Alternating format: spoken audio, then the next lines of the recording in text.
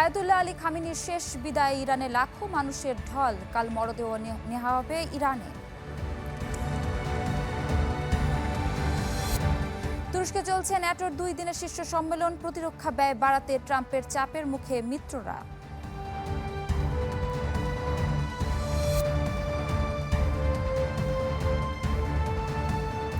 আমন্ত্রণ world news টুডেতে, সাথে আছি ইপসিতা জামান।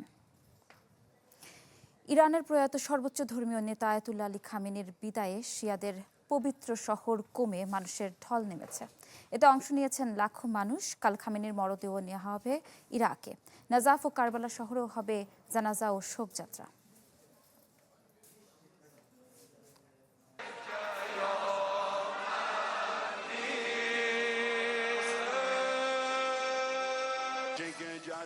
ইরানের অবিসংবাদিত নেতা আয়াতুল্লাহ আলী খামেনিকে শেষ বিদায় জানাতে এই জনসমুদ্র, অশ্রু ভেজা চোখ আর আহাজারিতে ভারী চারপাশ। খামেনির বিদায় অনুষ্ঠানের চতুর্থ দিনে মরদেহ নেওয়া হয় শিয়া মুসলিমদের অন্যতম পবিত্র শহর কওমে। কালো পোশাকে শোকযাত্রায় অংশ নেন লাখো মানুষ। স্থানীয় সময় মঙ্গলবার সকাল 6টায় অনুষ্ঠিত হয় খামেনির জানাজা। ইমামতি করেন আয়াতুল্লাহ আবদুল্লাহ জাওয়াদি আমলি। এরপর নবী মুহাম্মদ বুলেভার্ড হয়ে ফাতিমা মাসুমের মাজারের দিকে শুরু হয় শোকযাত্রা। এতে অংশ নেন তুরস্ক, ইরাক, পাকিস্তান ও আফগানিস্তানের প্রতিনিধিরা। আয়াতুল্লাহ আলী খামেনির সপ্তাহব্যাপী রাষ্ট্রীয় বিদায় অনুষ্ঠান শুরু হয় 3 জুলাই। শেষ শ্রদ্ধা জানাতে মরদেহ 2 দিন রাখা হয় তেহরানের গ্র্যান্ড মোসাল্লায়। সোমবার হয় প্রথম জানাজা। তিনি ছিলেন আমাদের সংগ্রামের সহযোদ্ধা, আমাদের নেতা, সমগ্র ইসলামী বিশ্বের নেতা। আজ প্রতিরোধ আন্দোলন ও সমগ্র ইসলামী বিশ্ব তাদের নেতার শোকে শোকাহত। পরে পবিত্র শহর কওমের দিকে রওনা দেয় তার মরদেহবাহী গাড়ি। কর্মসূচির অংশ হিসেবে বুধবার খামেনির মরদেহ নেওয়া হবে প্রতিবেশী দেশ ইরাকে। নাজাফ ও কারবালা শহরেও হবে জানাজা ও শোকযাত্রা। তিনি ছিলেন একজন কিংবদন্তি। সারা বিশ্বের মুসলমানদের জন্য তিনি একজন আদর্শ। ব্যক্তিগতভাবে আমার কাছে খামেনি আমার জীবনের সবচেয়ে বড় গুরুত্বপূর্ণ আদর্শ। বৃহস্পতিবার ইরানের উত্তর পূর্বাঞ্চলের শহর মাশহাদে ইমাম রেজার পবিত্র মাজার প্রাঙ্গণে হবে দাফন। সপ্তাহব্যাপী শোক কর্মসূচিতে 3 সন্তান সহ স্বজনদের অনেকেই উপস্থিত ছিলেন। তবে দেখা যায়নি বর্তমান সর্বোচ্চ নেতা ও খামেনির আরেক ছেলে মোস্তফা খামেনিকে। 28 ফেব্রুয়ারি তেহরানের নিজ বাসভবনে মার্কিন ও ইসরায়েলি যৌথ বিমান হামলায় পরিবারের কয়েকজন সদস্য সহ নিহত হন আলী খামেনি। প্রায় 4 মাস পর শুরু হওয়া এই শেষ বিদায় অনুষ্ঠান ঘিরে ইরানের এই বিশাল জনসমুদ্রকে এক ঐতিহাসিক মুহূর্ত হিসেবে গণ্য করা হচ্ছে। মার্জিয়া শ্রেয়া, চ্যানেল 24। দর্শক, ইরানের কোমে চলছে আয়াতুল্লাহ আলী খামেনির শোকযাত্রা। আমরা সরাসরি চলে যাচ্ছি সেখানে।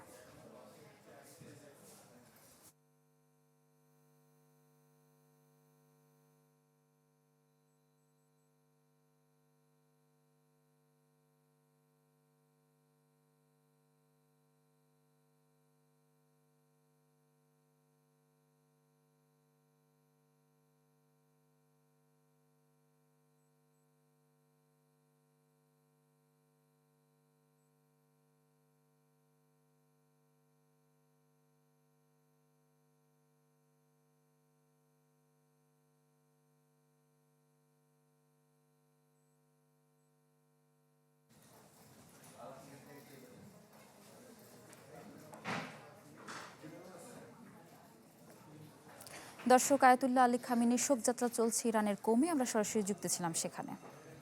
যুক্তরাষ্ট্রের তরফ থেকে হুমকি অব্যাহত থাকলে চূড়ান্ত চুক্তি নিয়ে আলোচনা শুরু করবে না ইরান, এমন হুঁশিয়ারি দিয়েছেন দেশটির পররাষ্ট্রমন্ত্রী আব্বাস আরাকচি। সামাজিক যোগাযোগ মাধ্যম এক্সে দেওয়া পোস্টে তিনি জানিয়েছেন কথা। এতে যুক্তরাষ্ট্রের সঙ্গে স্বাক্ষরিত সমঝোতা স্মারকের 13 নম্বর ধারার কথা উল্লেখ করেন। আরও বলেন, খামেনির শেষ বিদায়ে অংশ নেওয়া মানুষগুলো কিংবা ইরানের সশস্ত্র বাহিনী কোনো ধরনের হুমকিকে ভয় পায় না। পোস্টে যুক্তরাষ্ট্রকে সমঝোতা স্মারকের মর্যাদা রক্ষার আহ্বান জানান আরাকচি। এর আগে ট্রাম্প তার বক্তব্যে বলেন, যুক্তরাষ্ট্র হয় ইরানের সঙ্গে চুক্তিতে পৌঁছাবে, না হয় অসমাপ্ত কাজ শেষ করবে।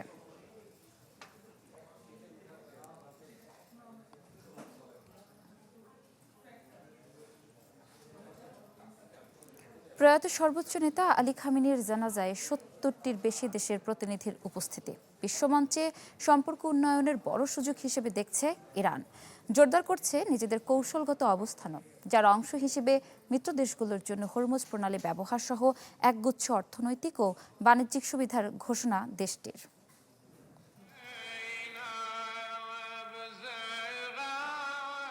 ১৯৮৯ সালে ইরানের ইসলামী বিপ্লবের রূপকার আয়াতুল্লাহ রুহুল্লাহ খোমেনির প্রয়াণের পর ইতিহাসের সবচেয়ে বড় মানব সমুদ্র দেখেছিল বিশ্ব।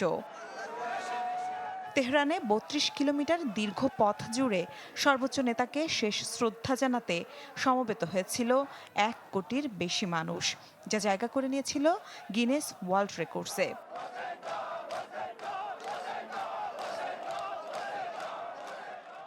এবার আলী খামেনির জানাজায় ২ কোটি মানুষের সমাগমের মাধ্যমে নতুন ইতিহাস গড়ল দেশটি। তেহরানবাসী বলছে, এই গণজোয়ার ওয়াশিংটনের জন্য স্পষ্ট বার্তা যে যুদ্ধ বা নিষেধাজ্ঞা দিয়ে ইরানকে দমানো যাবে না। আমেরিকাকে অবশ্যই জানতে হবে যে আমরা আমাদের নেতার রক্তের প্রতিশোধ নিতে চাই। জাতি হিসেবে আমাদের কোনোভাবেই দমিয়ে রাখতে পারবেন না। ওয়াশিংটনের কোনো ভুল সিদ্ধান্তকে ভবিষ্যতেও প্রশ্রয় দেওয়া হবে না।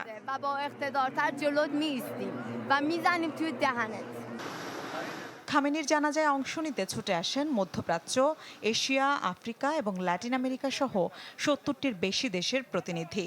শীর্ষ নেতাদের এই উপস্থিতিকে বন্ধু রাষ্ট্রগুলোর সাথে সম্পর্ক উন্নয়নের বড় সুযোগ হিসেবে দেখছে তেহরান। জোরদার করেছে নিজেদের কৌশলগত অবস্থানও। সংকটকালীন সময়ে যেসব দেশ তেহরানের পাশে দাঁড়িয়েছিল তাদের জন্য হরমুজ প্রণালী ব্যবহারে বিশেষ ছাড় ঘোষণার পাশাপাশি একগুচ্ছ প্যাকেজ ঘোষণা করেছে দেশটি। বেইজিংয়ে অনুষ্ঠিত ওয়ার্ল্ড পিস ফোরামে বন্ধুরাষ্ট্রগুলোর জন্য জ্বালানি, তেল ও গ্যাস আমদানিতে বিশেষ মূল্য ছাড়ের কথা জানিয়েছেন ইরানের রাষ্ট্রদূত। বিশেষ আইনি সুরক্ষার পাশাপাশি মিত্র দেশের নাগরিকদের জন্য অন অ্যারাইভাল ভিসা এবং বাণিজ্যিক ভিসা প্রক্রিয়া সহজেরও ঘোষণা দেন তিনি। মিলা খন্দকার, চ্যানেল 24। গাজায় প্রায় ২ দশকের শাসনের পর নিজেদের প্রশাসনিক সরকার বিলুপ্ত করেছে হামাস। বিশ্লেষকদের মতে এই সিদ্ধান্তের মাধ্যমে যুক্তরাষ্ট্রের প্রেসিডেন্ট ডোনাল্ড ট্রাম্পের শান্তি উদ্যোগে বাধা নয় এমন বার্তা দিতে চাইছে সংগঠনটি। তবে শান্তি আলোচনার পর যুদ্ধবিরতি চললেও হামাসের নিরস্ত্রীকরণ এবং ইসরায়েলের সামরিক উপস্থিতি নিয়ে অনিশ্চয়তা এখনও কাটেনি। দীর্ঘ ২ দশকের শাসনভারের ইতি টানছে ফিলিস্তিনের মুক্তিকামী সংগঠন হামাস। সোমবার গাজার জরুরি প্রশাসনিক কমিটি বিলুপ্তির ঘোষণা দেয় সংগঠনটি। পদত্যাগ করেছেন কমিটির প্রধান মোহাম্মদ আল-ফাররা। জাতীয় গাজা প্রশাসন কমিটি বা এনসিএজি এর কাছে প্রশাসনিক দায়িত্ব হস্তান্তরের পথ সুগম করতেই এমন সিদ্ধান্ত। হামাসের এই পদক্ষেপকে রাজনৈতিকভাবে গুরুত্বপূর্ণ হিসেবে দেখছেন বিশেষজ্ঞরা। কুইন্সি ইনস্টিটিউটের গবেষক খালেদ এলগিন্ডির ভাষায়, হামাস বোঝাতে চাচ্ছে যে গাজার শান্তি পরিকল্পনার পথে তারা নয়, বরং ইসরায়েলের চলমান সামরিক অভিযানই প্রধান বাধা। তবে এই সিদ্ধান্তকে স্বাগত জানিয়ে গাজার সব অস্ত্র এনসিএজি এর নিয়ন্ত্রণে দেওয়ার আহ্বান জানিয়েছে ট্রাম্পের শান্তি উদ্যোগের সঙ্গে সংশ্লিষ্ট বোর্ড। হামাস আপাতত প্রশাসনিক দায়িত্ব ছেড়ে দিয়ে শান্তি আলোচনায় ইতিবাচক বার্তা দেওয়ার চেষ্টা করছে। তবে অস্ত্র সমর্পণ, ইসরায়েলের সেনা প্রত্যাহার এবং স্থায়ী যুদ্ধবিরতি, এই ৩ বিষয়ের সমাধান ছাড়া গাজার সংকটের স্থায়ী সমাধান এখনও অনেক দূরের পথ বলছেন রাজনৈতিক বিশেষজ্ঞরা। শান্তি পরিকল্পনা অনুযায়ী এনসিএজি গাজার বেসামরিক প্রশাসনের দায়িত্ব নেবে। তবে কমিটির সদস্যরা এখনও গাজায় প্রবেশ করতে পারেননি। তারা বর্তমানে কায়রো থেকে কার্যক্রম পরিচালনা করছেন। শান্তি পরিকল্পনায় ইসরায়েলের সেনা প্রত্যাহারের সঙ্গে ধাপে ধাপে হামাসের অস্ত্র নিষ্ক্রিয় করার কথা। তবে গাজা উপত্যকার সম্পূর্ণ নিরস্ত্রীকরণের দাবি পুনর্ব্যক্ত করেছে ইসরায়েল। উপত্যকায় আরও বিস্তৃত নিয়ন্ত্রণ প্রতিষ্ঠার ইচ্ছা হরহামেশায় প্রকাশ করছেন বেনিয়ামিন নেতানিয়াহু। গত বছরের অক্টোবরে যুদ্ধবিরতির পরও গাজায় ইসরায়েলের হামলা অব্যাহত আছে। গাজার বড় একটি অংশে সামরিক নিয়ন্ত্রণ আরও জোরদার করেছে ইসরায়েল। একই সঙ্গে ত্রাণ প্রবেশও বহাল আছে নানা বিধিনিষেধ। গাজার প্রশাসনিক কাঠামোতে এই পরিবর্তন শান্তি প্রক্রিয়ায় নতুন সম্ভাবনা তৈরি করবে নাকি এটি কেবল একটি রাজনৈতিক কৌশল, সেই প্রশ্নের উত্তর নির্ভর করছে আগামী দিনের আলোচনা এবং মাঠের পরিস্থিতির ওপর। 2006 সালে নির্বাচনে জয়ের পর থেকে গাজা শাসন করে আসছিল হামাস। পরে ফাতার সঙ্গে সংঘাতের মাধ্যমে গাজায় তাদের নিয়ন্ত্রণ প্রতিষ্ঠিত হয় আর পশ্চিম তীরের প্রশাসন পরিচালনা করে ফিলিস্তিনি কর্তৃপক্ষ। রাখি জেসমিন, চ্যানেল 24। ফ্রান্সের প্রেসিডেন্ট ইমানুয়েল ম্যাক্রোর সফরের সময় সিরিয়ার রাজধানী দামেস্কে দুটি বোমা বিস্ফোরণ হয়েছে। এতে 4 পুলিশ সদস্য সহ আহত হয়েছেন 18 জন। সিরিয়ার পর্যটন মন্ত্রণালয় ও যে হোটেলে ফ্রান্সের প্রেসিডেন্টের থাকার কথা এর কাছেই হয় এই বিস্ফোরণ। বিস্ফোরণের পর ওই এলাকায় সড়কগুলো বন্ধ করে দেওয়া হয়, জোরদার করা হয় নিরাপত্তা ব্যবস্থা। ফ্রান্সের প্রেসিডেন্টের কার্যালয় জানিয়েছে, সিরিয়ার বর্তমান প্রেসিডেন্ট সারার সাথে ম্যাক্রো সাক্ষাৎ করতে যাওয়ার পথে অনাকাঙ্ক্ষিত এই ঘটনা হয়। তবে এতে তার নির্ধারিত সফরে কোনো ব্যাঘাত ঘটেনি। সিরিয়ার সাবেক প্রেসিডেন্ট বাশার আল আসাদের পতনের পর ম্যাক্রোই প্রথম বড় কোনো ইউরোপীয় ইউনিয়ন দেশের নেতা যিনি দামেস্ক সফরে গেছেন।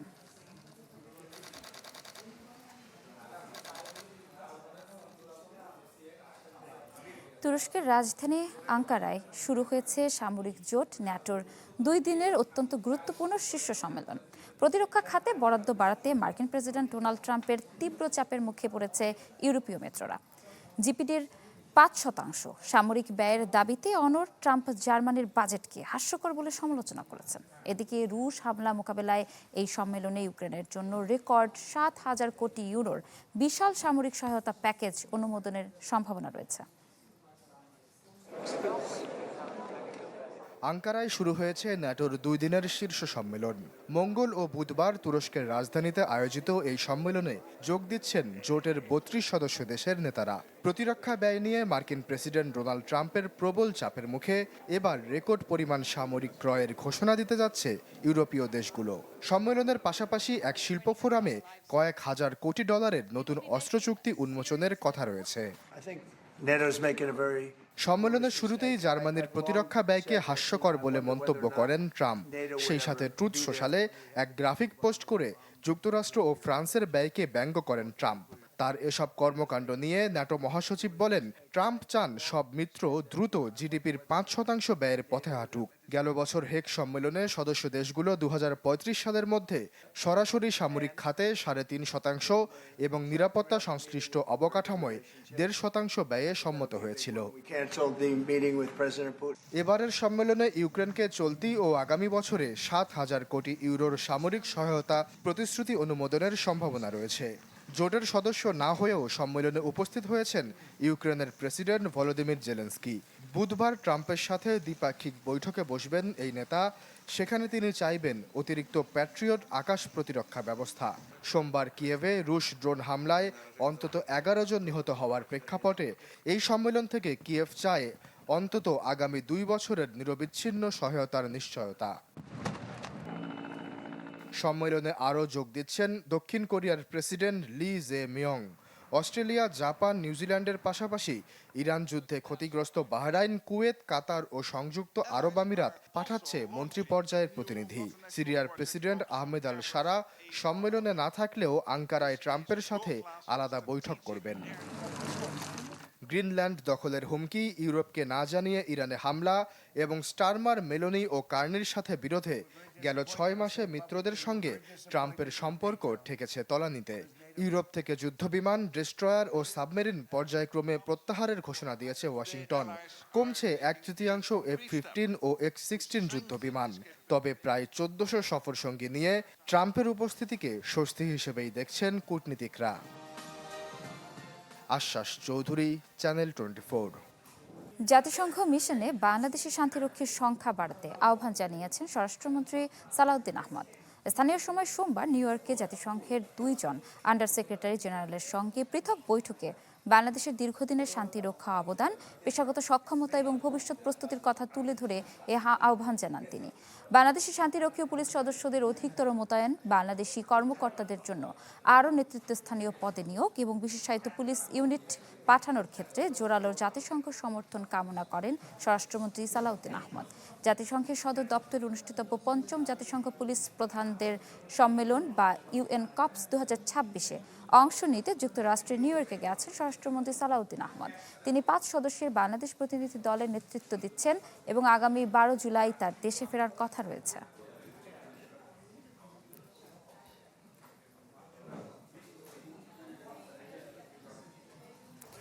ভারতের দক্ষিণ ২৪ পরগনায় ১১ বছরের স্কুল ছাত্রী ধর্ষণ এবং হত্যার ঘটনায় উত্তাল পশ্চিমবঙ্গ। এই ঘটনার জেরে বারুইপুরে রেল রোড অবরোধ করে বিক্ষোভ করেন উত্তেজিত জনতা। ঘটনাস্থলে পুলিশ পৌঁছালে বাধে সংঘর্ষ, পরিস্থিতি নিয়ন্ত্রণে মোতায়েন করা হয় পুলিশ, র্যাব ও আধা সামরিক বাহিনী।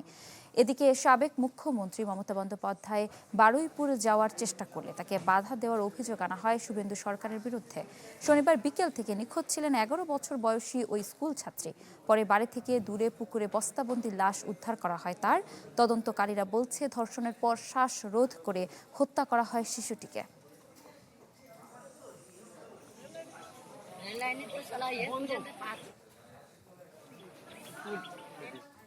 ভারতের কয়েকটি রাজ্যে টানা মৌসুমি বৃষ্টিতে বন্যা, জলাবদ্ধতা ও ভূমিধসের পরিস্থিতি তৈরি হয়েছে। সবচেয়ে বেশি ক্ষতিগ্রস্ত হয়েছে মহারাষ্ট্র, গুজরাট, হিমাচল প্রদেশ ও ওডিশা। বিভিন্ন এলাকায় আটকে পড়া বাসিন্দা ও বিদেশি পর্যটকদের উদ্ধার কাজ করছে প্রশাসন। কোথাও কোথাও সড়ক ও সেতু ক্ষতিগ্রস্ত হয়েছে, ব্যাহত হয়েছে রেল, সড়ক ও বিমান চলাচল। ভারী বৃষ্টির পূর্বাভাস থাকায় কয়েকটি রাজ্যে জারি করা হয়েছে সতর্কতা। মৌসুমী বৃষ্টি প্রতি বছরই আসে, কিন্তু এবার টানা বর্ষণে বিপর্যস্ত ভারতের জনজীবন। মহারাষ্ট্রের লোনাভালা পর্যটকদের প্রিয় এই পাহাড়ি শহরে এখন থই থই পানি। নৌকা নিয়ে উদ্ধারকর্মীরা পৌঁছানোর চেষ্টা করছেন আটকে পড়া মানুষের কাছে। নিরাপদে সরিয়ে নেওয়া হচ্ছে পোষা প্রাণীকেও। দু তিন দিন ধরে একটানা বৃষ্টি হচ্ছিল, পানি ক্রমেই বাড়ছিল। খবর দেওয়ার ১ ঘন্টার মধ্যে উদ্ধারকারী দল এসে আমাদের নিরাপদ স্থানে নিয়ে যায়। পুনে, রায়গড় আর মুম্বাইয়ের পরিস্থিতিও ভয়াবহ। জলাবদ্ধ সড়কে ধীর গতিতে চলছে যান, কোথাও মানুষ ঠেলে নিয়ে যাচ্ছে মোটরসাইকেল। টানা বৃষ্টিতে গাছ ভেঙে ক্ষতিগ্রস্ত বহু গাড়ি। পাহাড় ধসে ঘন্টার পর ঘন্টা বন্ধ থাকে মুম্বাই পুনে এক্সপ্রেসওয়ের নতুন টানেল। ২৪ ঘন্টারও বেশি সময় ধরে আমাদের ঘরবাড়িতে পানি, বিদ্যুৎ নেই, মহাসড়ক বন্ধ, মানুষ খুব কষ্টে আছে। গুজরাটের ভালসাদে ঘরবাড়িতে পানি ঢুকে ডুবেছে আসবাবপত্র। রাজকোটে ধসে পড়েছে একটি সেতু। আসামের গুয়াহাটিতে নোংরা জমা পানির স্বাস্থ্য ঝুঁকি নিয়ে উদ্বিগ্ন স্থানীয়রা। উজ্জয়িনীতে নদীর পানি বেড়ে তলিয়ে গেছে একটি মন্দিরের কিছু অংশ। ভূমিধস আর আকস্মিক বন্যায় ক্ষতিগ্রস্ত হিমাচল প্রদেশ ও জম্মু কাশ্মীর। ওডিশার টানা বৃষ্টিতে বন্ধ বহু শিক্ষা প্রতিষ্ঠান। গুজরাট, উপকূলীয় মহারাষ্ট্র, কর্ণাটক ও কেরালায় অতিবৃষ্টির আশঙ্কায় জারি রয়েছে রেড অ্যালার্ট।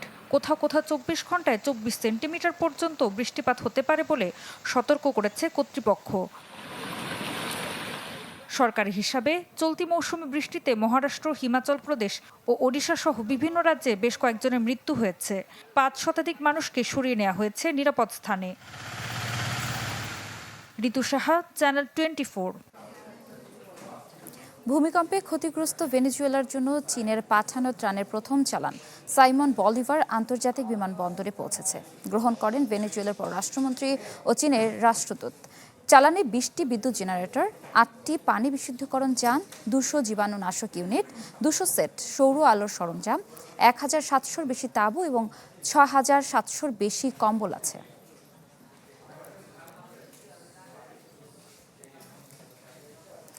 বিশ্বজুড়ে প্রবাসীদের পাঠানো প্রতি $১০০ মধ্যে $৬ হারিয়ে যাচ্ছে ব্যাংকিং জটিলতায়। বিশ্বব্যাংকের হিসেবে পুরনো ধারার ব্যাংকিং ব্যবস্থার কারণে বিশ্বে ২০২৫ সালে প্রবাসী শ্রমিকদের পকেট থেকে হারিয়ে গেছে $৪২ বিলিয়ন। এই হতাশা থেকেই অনেকে ঝুঁকছেন অনিয়ন্ত্রিত ক্রিপ্টোকারেন্সির দিকে, যেখানে লুকিয়ে আছে নতুন ঝুঁকি। বিশ্ব অর্থনীতির অন্যতম চালিকা শক্তি রেমিটেন্স। প্রতি বছর অভিবাসীরা $৮০০ বিলিয়ন তাদের নিজ দেশে পাঠাচ্ছে। অভিবাসীদের এই কষ্টের উপার্জনে থাবা বসাচ্ছে উচ্চ ট্রান্সফার ফি। যেখানে ফি কমার কথা ছিল, সেখানে উল্টো $২৪ বিলিয়ন বাড়তি মাসুল হিসেবে হাওয়া হয়ে যাচ্ছে। এতে ক্ষতিগ্রস্ত হচ্ছেন প্রান্তিক আয়ের মানুষরা। রেমিটেন্স লেনদেন প্রক্রিয়া বেশ ব্যয়বহুল। বর্তমানে বিশ্বজুড়ে টাকা পাঠানোর গড় খরচ ৬ থেকে ৮%। বিশ্বব্যাংক এবং G8 দেশগুলোর প্রতিশ্রুতি ছিল এ হার ৩% নামিয়ে আনার। দুবাইয়ে কোনো নির্মাণ শ্রমিক $২০০ রেমিট করলে পরিবার পাবে $১৮৫ বা তারও কম। মাঝপথে উধাও $15 প্রযুক্তি, গতি বা নিরাপত্তায় খরচ হয়নি, চলে গেছে ৭০-এর দশকে তৈরি পুরনো ব্যাংকিং কাঠামোর পকেটে। গবেষণায় দেখা যায় যেসব রুটে প্রতিযোগিতা কম এবং অর্থ প্রেরণকারী বেশি অসহায় সেখানে খরচের হার সবচেয়ে বেশি। যুক্তরাষ্ট্র থেকে মেক্সিকোতে অর্থ পাঠাতে 4% খরচ হলো যুক্তরাজ্য থেকে আফ্রিকায় টাকা পাঠাতে খরচ 8 থেকে 12% পর্যন্ত। ওয়েস্টার্ন ইউনিয়ন কিংবা মানিগ্রামের মতো পুরনো প্রতিষ্ঠানগুলো আধিপত্য বজায় রাখায় খরচ কমছে না, ফলে নিম্ন আয়ের মানুষরা তাদের পরিবারের জন্য যে সঞ্চয় পাঠান তার একটি বড় অংশ সিস্টেমের মারপেচে হারিয়ে যাচ্ছে। এ ফাঁক গলেই অনেকেই ঝুঁকছেন অনিয়ন্ত্রিত ক্রিপ্টো লেনদেনে। 2025 সালে বিশ্বে নিম্ন ও মধ্য আয়ের দেশে রেমিটেন্স এসেছে $685 বিলিয়ন, যা আগের বছরের চেয়ে 5.5% বেশি এবং বিদেশি বিনিয়োগ ও উন্নয়ন সহায়তা মিলিয়েও যার পরিমাণ ছাড়িয়ে যায়। ইফতেখার আলম, চ্যানেল 24। এই ছিল আজকের ওয়ার্ল্ড নিউজ টুডেতে। বিশ্বের গুরুত্বপূর্ণ সব সংবাদ ও বিশ্লেষণ জানতে একই সময় চোখ রাখুন চ্যানেল 24 এর পর্দায়। এছাড়াও দেখতে পারেন আমাদের ফেসবুক এবং ইউটিউবে। এতক্ষণ সাথে থাকার জন্য ধন্যবাদ সবাইকে।